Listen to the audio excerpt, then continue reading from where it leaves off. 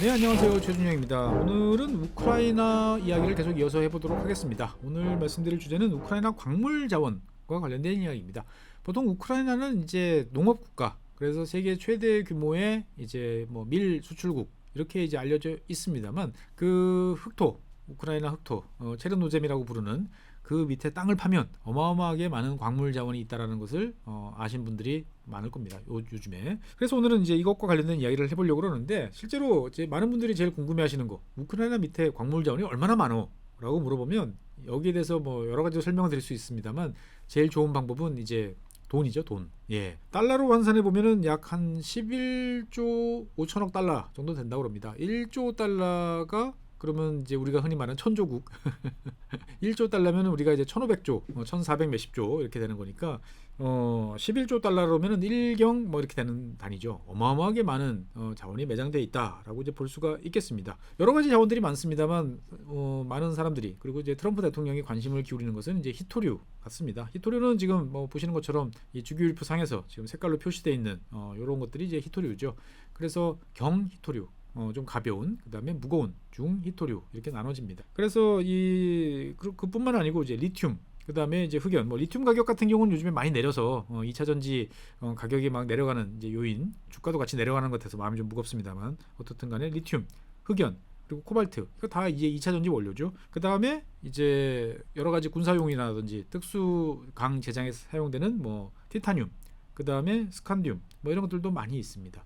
그러니까 어떻게 보면은 우크라이나라는 이 나라 자체가 상당히 광물 자원의 보고다라고 이제 볼 수가 있습니다. 리튬 같은 경우는 현재까지 전 세계에 매장되어 있을 것으로 추정되는 리튬 매장량의 한 10% 정도가 우크라이나에 매장되어 있을 거다라고 추정을 하고 있는 거죠. 그러니까 뭐 소금 뭐 이렇게 그 증발시켜가지고 하는 방식이 아니고 정광으로 광석 형태로 매장되어 있는 게 이제 그만큼 많다라고 이제 볼 수가 있고요.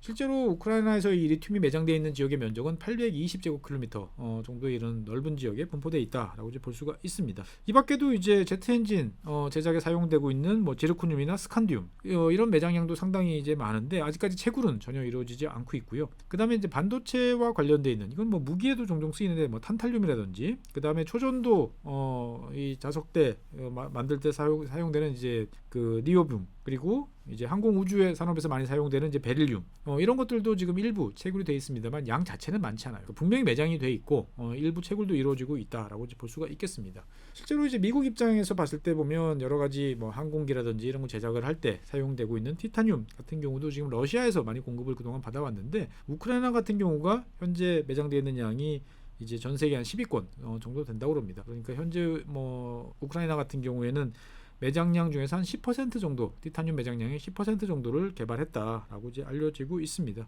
그러니까 이제 이러한 이제 자원들 대다수는 지금 화면에 보이시는 것처럼 이런 식으로 지금 분포를 하고 있는 거죠. 여기 빨간색으로 표시된 게 러시아가 지금 점령하고 있는 우크라이나 영토고요. 나머지 여기 지금 색깔 표시된 대로 뭐 티타늄이라든지 히토류 이런 것들이 쭉 표시가 되어 있습니다. 그런데 이제 아까 쭉 말씀드렸던 히토류 같은 거 빨간색으로 표시되어 있는 상당히 많은 지역이 지금 러시아가 점령한 지역에 들어가 있다라고 이제 볼 수가 있겠고요. 그럼 여기 이렇게 빛금으로 파란색 빛금으로 표시된 이 넓은 지역은 뭐냐? 여기가 이제 그 퇴적지죠. 그러니까 이 퇴적 지형에 다양한 자원들이 쭉 묻혀져 있는 거죠. 그러니까 벨라루스로부터 지금 흑해 연안까지 쭉 이어지는 이 퇴적층에 다양한 자원이 매장되어 있다라고 이제 볼 수가 있겠습니다. 대한민국의 많은 분들은 이제 우크라이나에 이런 뭐 히토리를 비롯한 많은 광물 자원이 묻혀져 있었어? 처음 이제 아신 분들이 많습니다만 자원에 꽤 눈이 밝은 대표적인 나라 호주 같은 나라죠. 자기들이 자원이 많으니까 호주나 캐나다 같은 나라는 다른 나라에 투자도 많이 합니다. 호주 같은 경우는 이제 크리티컬 미네랄이라고 하는 회사가 크리티컬 메탈이죠. 크리티컬 메탈이라고 하는 회사가 있는데, 이 회사가 이제 전쟁 나기 석 달 전, 그러니까 2021년 11월쯤에 이제 이 리튬 매장지에 대해서 개발할 수 있는 라이선스를 이제 취득하기도 했었습니다. 그래서 여러 가지 이제 비슷한, 당시 이제 리튬 가격에 대해서 상당히 이제 막 오르고 있었으니까 떼돈을 벌겠다라고 생각을 했는데, 그 중에서도 이제 세브첸코 매장지 같은 경우는 러시아가 이제 점령을 했습니다. 그러니까 아까 이제 보여드렸던 화면 중에서 이쪽이죠. 여기 세브첸코라고 표시되어 있는 이 지역 같은 경우는 이제 러시아가 이제 가져갔기 때문에 이 크리티컬 메탈 이 회사도 이제 인터뷰에 따르면 이건 포기. 러시아가 우리한테 줄 리가 없어라고 이제 생각을 하는 것 같습니다. 하지만 이제 나머지 지역, 아직 이 지역 드보라라고 표시되어 있는 요 지역 같은 경우는 아직 이제 우크라이나 관할에 있기 때문에 이 지역에서는 뭔가 해볼 수 있지 않을까라고 생각이 되어지는데 과연 이제 호주 기업한테까지 차례가 돌아갈지는 좀 지켜봐야 될 것 같습니다.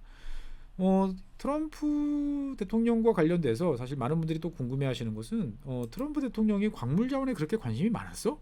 라는 이야기들도 종종 듣습니다. 사실 트럼프 대통령은 잘 알려져 있지 않습니다만 이 광물 자원에 대해서 되게 진심이었어요. 그러니까 첫 번째 대통령 임기를 시작을 했을 때 행정명령으로 미국의 광물 자원과 관련된 크리티컬 미네랄에 대해서 어떤 상황인지 그리고 내가 뭘 해야 되는지를 갖고 와라 라고 하는 행정명령을 발동을 했습니다.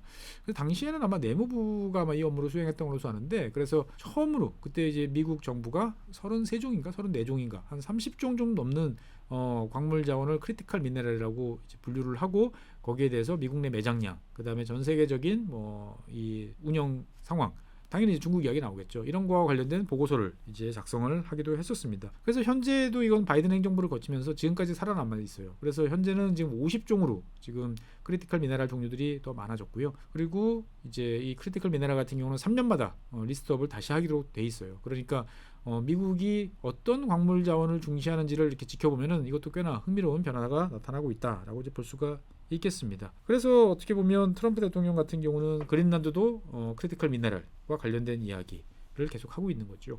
즉 트럼프는 중국에 대해서 미국이 과도하게 의존하고 있는 대표적인 것이 광물 자원, 크리티컬 미네랄이다라고 생각을 하고 여기에서 어떻든 미국이 독립을 해서 별도의 공급망이든 아니면 자체적으로 조달할 수 있는 그러한 구조를 확보하는 것이 매우 미국 안보에 중요하다라는 신념이 있는 거죠. 그래서 트럼프 같은 경우는 지난번에 이제 발표했던 에너지와 관련돼 있는 그 행정명령 그때 한번 제가 말씀드렸죠.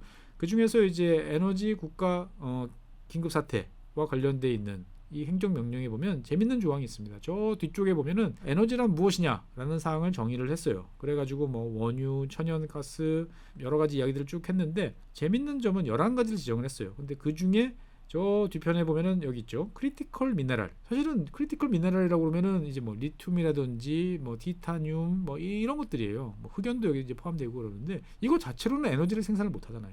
그런데 트럼프는 결국 이것이 에너지 생산과 밀접하게 연관이 되어 있으니까 이거는 에너지 자원이야 라고 생각을 해서 여기다가 포함을 시켜버렸습니다.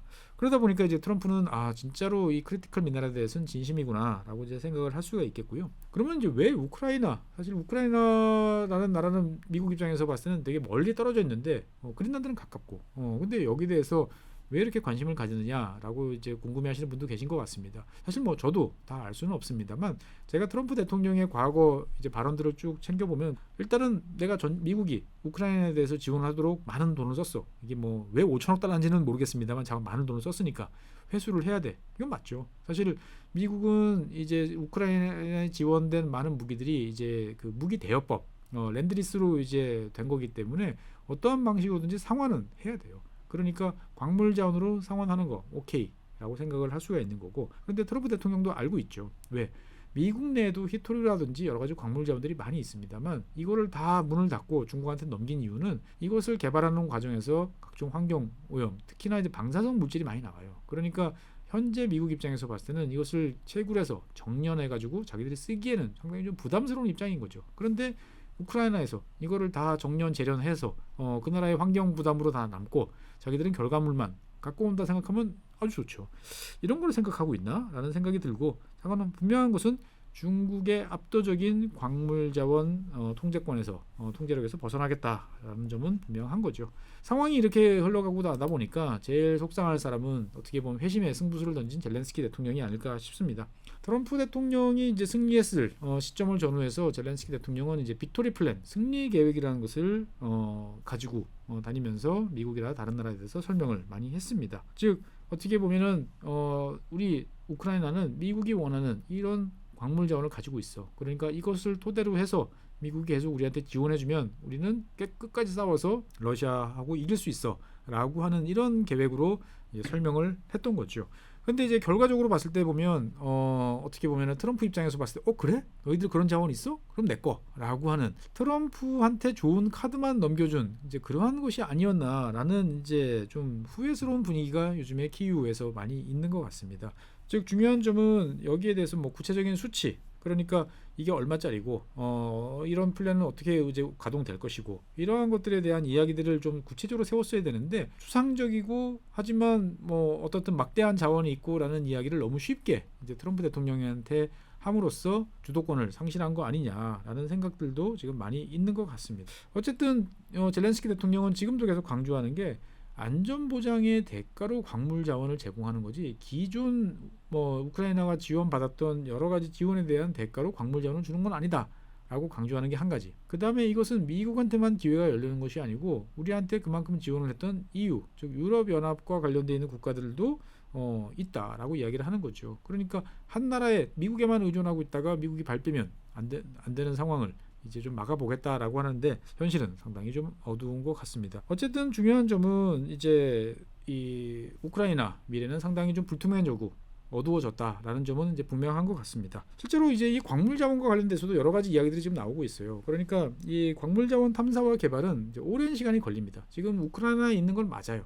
그런데 이 우크라이나에 얼마만큼 자원이 있고 그 자원이 실제로 지금 개발할 수 있는 경제성이 있는지 등등에 관한 이야기를 확인해 보려면 좀 시간이 걸릴 수밖에 없어요. 지금 우크라이나가 이야기하고 있는 아까 처음 말씀드렸던 11조가 넘는 이런 광물 자원 매장량은 구소련 시절에 연구해봤던 그 결과를 토대로 추정을 한 거라는 거죠. 근데 제가 뭐 지구본 연구소 시간에 몇 번 말씀을 드렸습니다만 광물 자원이라는 것은 매장도 중요하지만 그 안에 있는 품질도 중요하고 그것을 끄집어내서 수요처까지 움직일 수 있는 여러 가지 인프라 그리고 관련돼 있는 여러 가지 노하우 이런 것들이 다 종합적으로 맞아 떨어져야 되는데 우크라이나 같은 경우는 이제 지난 전쟁 그리고 지금 주요한 여러 가지 길목들 국가적으로 중요한 지역들이 러시아한테 점령당해 있는 이 흑해로 나가는 항구들 마찬가지고 그러다 보니까 상당히 불리한 상황이 있고요. 실제로 우크라이나 내부적으로 봤을 때는 이것과 관련된 일을 할 만한 사람들도 대부분 3년 동안의 전쟁에서 대부분 죽거나 다치거나 하면서 사람이 없는 이제 그러한 상황이라는 거죠. 더 답답한 점은 이러한 핵심 광물 중에 한 이미 40% 정도는 러시아 손에 이제 넘어가 있는 거예요. 그러니까 젤렌스키 대통령이 야심차게 던진 이 미네랄은 크리티컬 미네랄에 관한 여러 가지 이야기는 오히려 러시아와 미국이 그래 이게 있었지 라고 하면서 자기들의 몫을 더 챙겨가는 그러한 수단으로서만 지금 작용하고 있는 것이 아닌가라는 생각도 해볼 수 있을 것 같습니다. 어쨌든 이러한 뭐 계획을 토대로 해가지고 우크라이나가 독립적인 국가로 계속 남고 먼 미래를 기약할 수 있으면 다행이긴 합니다만 현재까지 분위기로 보면 우크라이나의 미래는 상당히 어두운 쪽으로 지금 가고 있는 것 같습니다. 그러니까 뭐 당장은 아니겠습니다만 결국은 러시아의 영향권에 들어가 있는 좀 가난한 농업국가 이것이 우크라이나의 미래인가라는 좀 생각이 여러 가지로 드는 거죠. 또 다른 한편으로 보면 이제 미국이 트럼프가 생각하고 있는 자국의 이익을 이런 식으로 회수해 갈 수도 있겠구나라는 것을 또 보여주는 좋은 반면 교사인 것 같기도 합니다. 어쨌든 중요한 점은 우크라이나에 매장되어 있는 저 광물 자원이라는 것은 자원이에요. 실제로 저것을 어떤 식으로 끄집어내고 그것을 가치를 환산할 것인지에 관해서는 여러 가지 이야기들이 많이 있습니다만 트럼프 대통령은 여기에 대해서 그냥 간단 명료한 거죠. 50% 미국 거. 그리고 문제가 생기면 이것은 우크라이나나 뭐 미국 정부가 나서는 게 아니고 분쟁 조정은 뉴욕에서 절차에 따라서 한다라는 조항까지 정해놨을 만큼 어떻게 보면은 상당히 진심이다라고 이제 볼 수가 있는 거죠. 그러니까 우리는 뭐 트럼프 대통령이 이제 화석 연료 이런 이야기를 막 하면서 2차 전지 연료로 2차 전지 원료로 사용되는 이러한 크리티컬 미네랄 광물 자원에 대해서는 이제 중요성이 떨어졌다. 라고 생각하지만 트럼프 대통령은 또 그렇게 생각하지 않는다라는 것을 알 수가 있는 거죠. 욕심이 많은 뭐 트럼프 대통령이라고 할 수도 있고 미국 입장에서 봤을 때는 최대한 알뜰하게 챙기겠다라고 하는 모습을 보여주는데 마음씨 좋고 힘세지만 좀 마음씨 좋고 가끔은 좀 빈틈이 많았던 큰형님 같았던 미국을 익숙하게 생각하는 우리 입장에서 봤을 때는 이런 깍쟁이 같은 달라진 미국 모습이 좀 낯설고 당혹스럽기도 합니다. 네, 우크라이나의 광물 자원과 관련된 이야기를 좀 들어봤고요. 이것과 관련된 이야기들 앞으로 어떻게 진행될지 여러 가지 이야기들이 나올 텐데 그때 좀 쫓아가면서 잘 업그레이드해서 여러분들한테 말씀드리도록 하겠습니다. 네, 오늘은 우크라이나 광물 자원과 관련된 이야기 말씀드렸습니다. 다음 시간에 새로운 주제로 여러분들 찾아뵙겠습니다. 감사합니다.